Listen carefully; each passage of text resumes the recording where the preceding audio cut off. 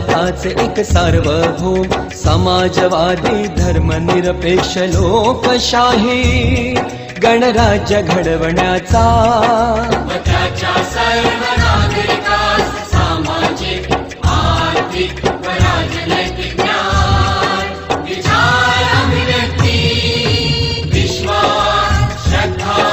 व उपासना यांचे स्वातंत्र्य दर्जाची व संधीची समानता निश्चितपणे प्राप्त करून देण्याचा आणि त्या सर्वांमध्ये व्यक्तीची प्रतिष्ठा व राष्ट्राची एकता आणि एकात्मता यांचे आश्वासन देणारी बंधुता प्रवर्धित करण्याचा संकल्पपूर्वक निर्धार करून